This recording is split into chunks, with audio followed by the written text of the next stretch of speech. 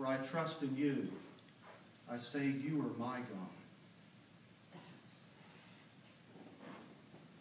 Today we're here to pay our final tribute to our loved one and friend, Terry Griggs.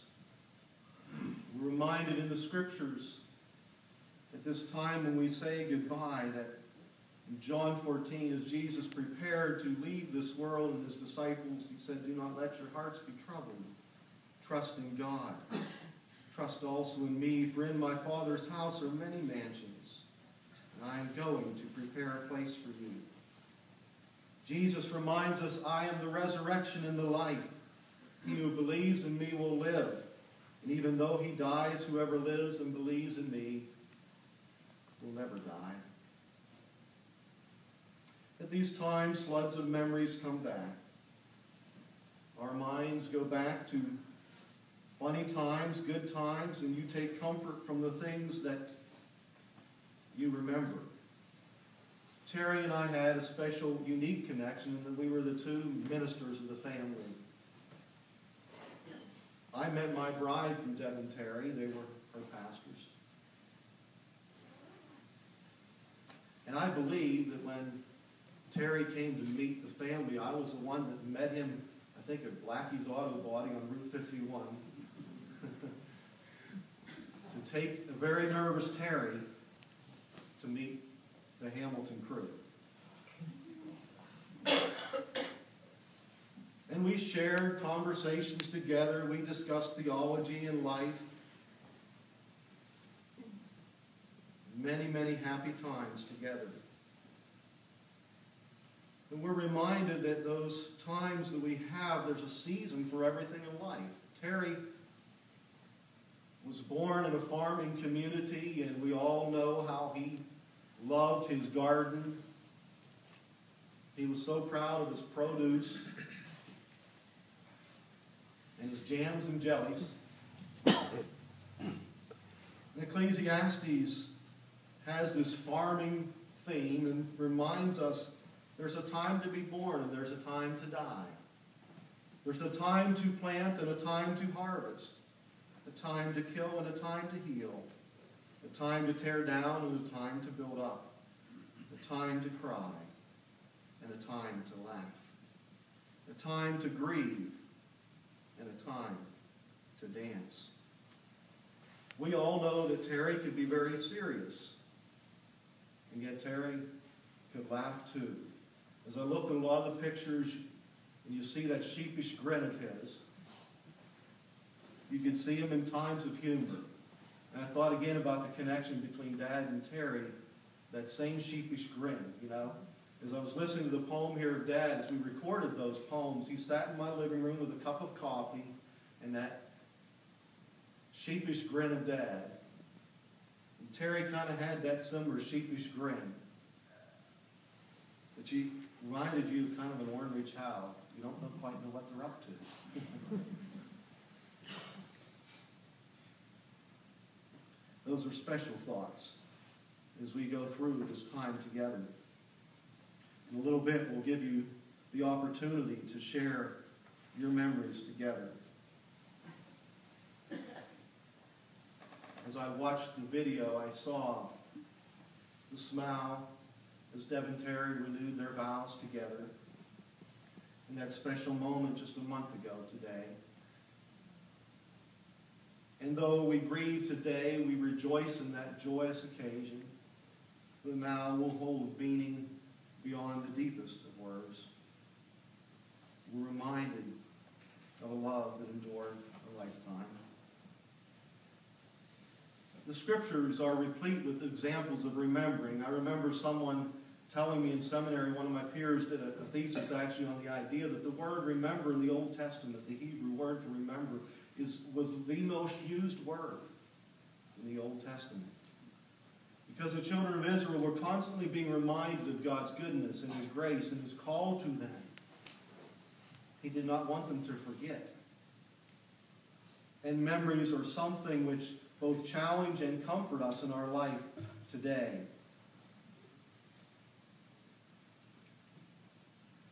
And so there's a time for you and I to remember. as we think about remembering and sharing those times together, I'm going to give you a moment to remember, but let me share my memories first. A couple humors. One when my wife met, I believe was the night we first met. Debbie had baked a pie. Now, Debbie's a good cook and baker. Something happened to her crust that night. And when my wife, of course, us very nervous, just meeting one another, and she'd already sat on the pliers in the truck, my truck, so we had a great introduction. And they were supposed to be used to turn the heater on in the truck.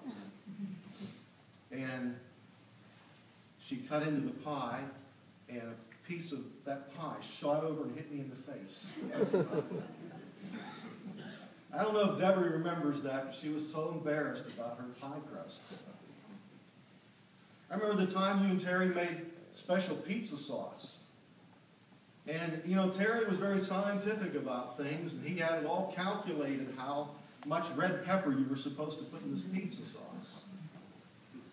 But they were wondering why the kids didn't want the pizza sauce. I thought it was great. But Terry had miscalculated how much red pepper. He didn't get the multiplication right, so I don't know what it was, but it was like, you know, supposed to be a half cup, and it ended up being 4 or 5, something. You know, it was something pretty bad. You know. If you liked hot stuff, it was good pizza sauce. Many of my first preaching experiences were when Dad or Terry would call me on a Sunday morning. I call it my kidney stone sermons. Because Terry would be in the hospital with kidney stones and had no warning for that, and I would be called on to preach, so I learned to have a sermon ready for the kidney stone occasion. We spent hours together at Stoneboro, my wife helping Debbie chase a few little brats, and we ate meals together. We talked theology. And one time, I guess it's kind of humorous now, but we both, and the reason why I'm saying this is just to show the Christian spirit, we both wrote something on an issue in the church, and we both were on exact opposite ends of things. But we never let that get between us as brothers in Christ or brother-in-laws. We always kept that relationship clear between us.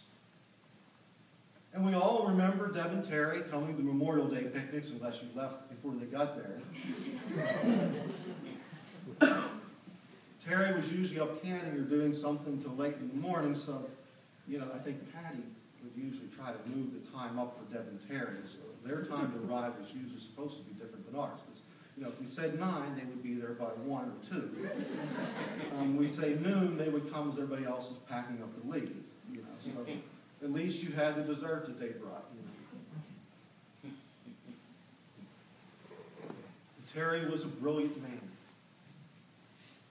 One of his professors, Dr. Paul Kaufman, very esteemed and learned man, emailed me through learning of Terry's death and said that, without a doubt, Terry Griggs was the most brilliant student I ever taught in my life. Pittsburgh Theological Seminary, which was a difficult school, and the school was probably quite a bit more, was definitely quite a bit more liberal theologically than Terry, and he was greatly respected there because of his ability to reason and his mind. And I remember he jumped into, I think, second year Hebrew, second semester, passed everybody up there, was taking Aramaic and Ugaritic and I don't know what else, of Semitic languages, and he was trying to tell me how easy it was. Because I was taking Hebrew at the time. He said, yeah, you just read the Hebrew words 5 times and you'll retain 90% of it. I said, well, that's good for you, Terry, but that doesn't quite work for me. I had little flashcards I carried with me to the store and everywhere I went, you know, trying to learn this Hebrew. He had a brilliant mind. He was a true philosopher. And, of course, the joke in our family always was, as you know, Terry was not always short-winded.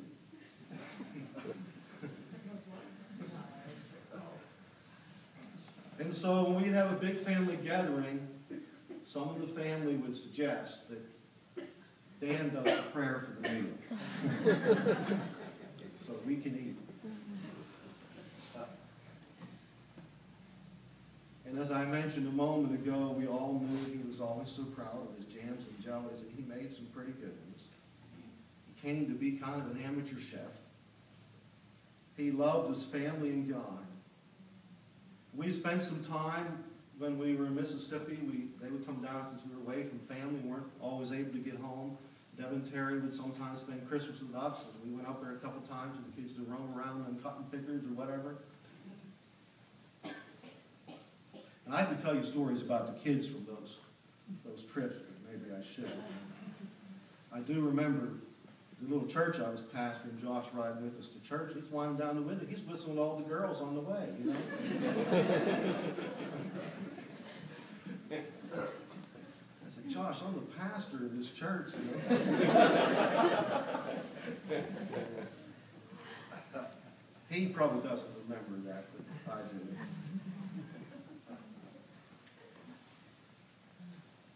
So at this time, I'd like to ask those that want to share something to share with us what you have to share. And I think I'll ask my brother Fred to come up first and do that.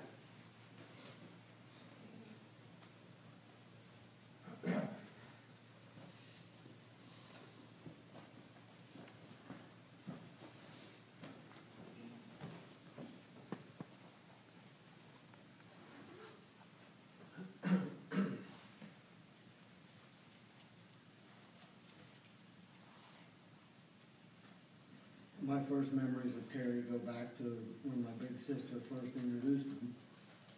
I thought, can't she pick someone good from Pennsylvania? Worst case scenario, Ohio. Why does she have to pick someone all the way from Tennessee? And I thought, wait a minute. Debbie's the smartest one of the family. She was a salutatorian in high school, valedictorian in college. She should be confident enough to make that decision herself.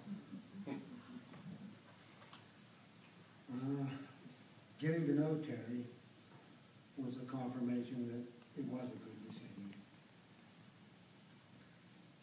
I most remember about Terry his passion. When he embraced a subject, his passion literally bubbled over. Whether it was his faith, his family, history, health, garden, or even political views, Terry was passionate. I remember his love of gardening and tilling and planting the soil, which went deep down to his roots. And also most memorable were the visits we had. I remember the first moving trip when my big brother and I helped move Deb and Terry to Tennessee in the late 70s. And I marveled at the heritage Terry had come from when I experienced my first visit to a real southern farm. I also remember the red dirt road they lived on when we visited them in Knoxville, and when they moved to Tarentum, PA, and we could visit them anytime we wanted. I also think of the adversity and challenges Deb and Terry often went through with nothing but their faith to sustain them. I also remember determination and persistence to keep pushing through and grinding away until he got his results, even if it took all night. We haven't seen him as much personally over the last few years, but I next look to remembering the joy and pride on Terry's face and the pictures with his children and grandchildren, and especially the accounts given by my sister of the joyous family celebrations in the last couple of years.